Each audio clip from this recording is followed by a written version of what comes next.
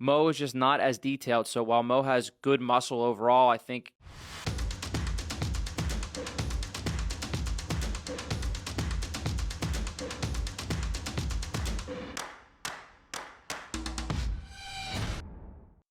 What's up guys and welcome. You are watching Fazi Fitness. So let's start this video with Chris Bumstead and his 9 weeks old physique update out of this year's Miss Olympia, which by the way is gonna be his 8th consecutive Miss Olympia, where he will try to win the title number 6.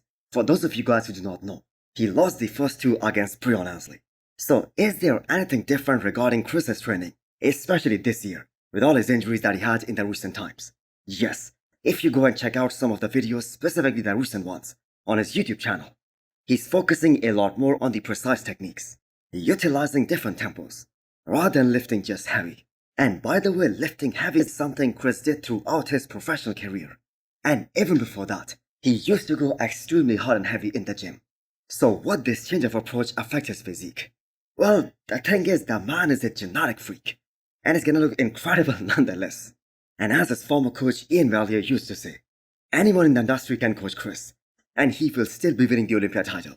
And right now, we all know Chris is being coached by one of the greatest of all time, Hany Rambod. So just looking at the size of Chris at 9 weeks out of this year's big show, he's right where he needs to be.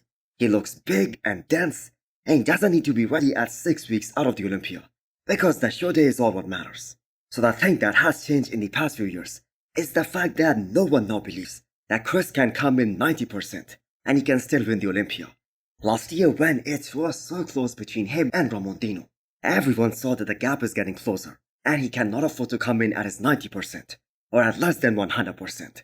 And Ramon let people believe that Chris is in fact beatable. But we have to keep in mind that Chris wasn't at his 100%. So the thing is, if the man shows up at his very best, he's gonna be next to impossible to beat.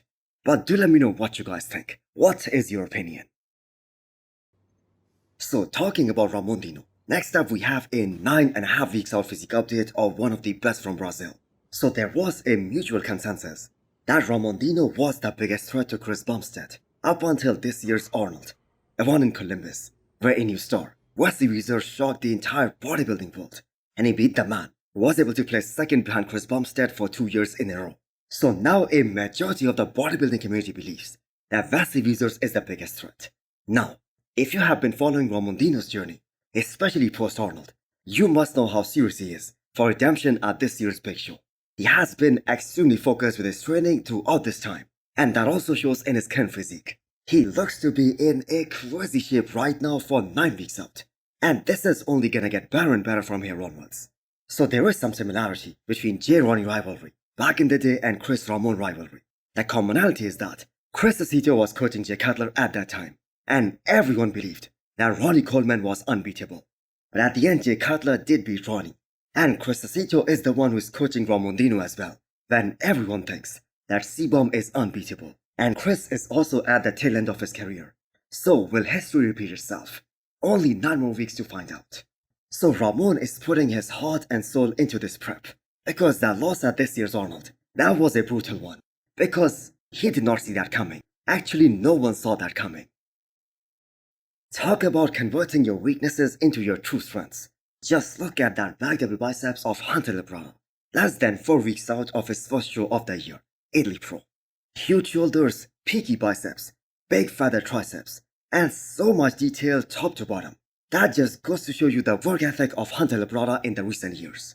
So looking back at the Olympia 2021, the one where he placed his best ever top 4 in the world, that physique does not even come close than what we're gonna witness from Hunter this time in less than 4 weeks time. And the way Hunter has been paying so much attention to one weakness that he had in the past, his midsection, and maintaining his composure after rounds and rounds of posing.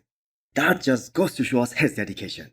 So Hunter has been practicing a lot of posing during this prep, and that is eventually gonna pay off in Italy as well as at the Olympia stage. So Hunter, although hasn't qualified for this upcoming Miss Olympia, but there is no doubt in anyone's mind that he will for surely do that next month. The real question is that, how high can he place at this upcoming big show? He's taller than guys like Derek and Nick, and he has got plenty of muscle mass to stand next to anyone and really hold his own. So both him and his coach, they are digging deep to show up with a condition that is better than Tampa Pro last year. And if he's able to accomplish that, it's gonna be an insane package. That is gonna be a treat to watch.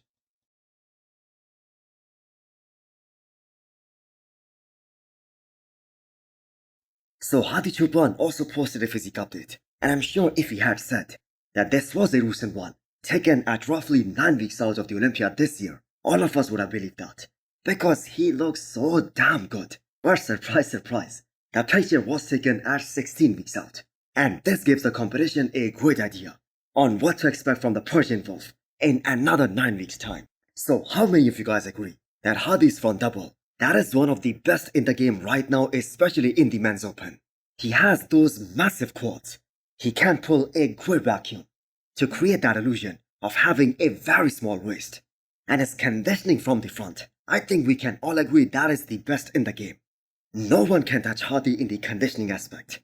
So the Arnold, Ohio version of Hadi Choopan, that can easily be considered one of the best peak athletes in the bodybuilding history on the day of the show. So can he improve on that? Well, of course he can. He can improve from the back. And that is actually much needed. Because we all know the guy is chasing for that Miss Olympia title.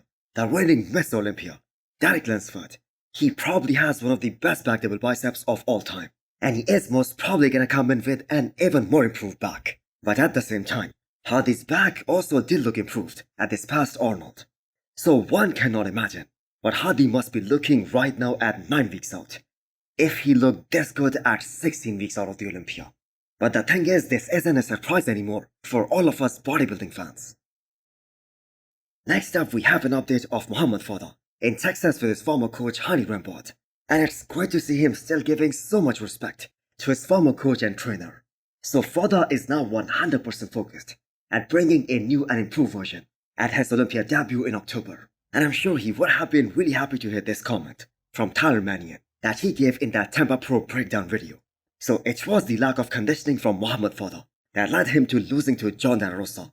A lot of potential from the front and from the side right now. His poses can become very strong. I really want to see him at the Olympia come in razor sharp, because I think he can hang with some top guys and really show off the size and the density that he has from the front and from the side. Now, back is his main weak point. He knows that. He's going to be working on bringing it up. And I think he's an extremely exciting young competitor that's going to continue to rise through the ranks and, making the pro league exciting here. So the overall score was 6-2 in favor of John in terms of poses, with Foda winning the front double biceps as well as the front lat spread, while all the other shots, they went to John De La Rosa. Now, Foda would have lost the back shots to John anyway. He knows that, and that is something that he needs to bring up a lot, especially if he wants to beat some top guys. But if he was in the same conditioning as John, the overwhelming size that he had over John, that would have enabled him to win this show. Moh is just not as detailed. So while Moh has good muscle overall, I think he has plenty of muscle actually. He just didn't display the same detail and even the same density yet that John does.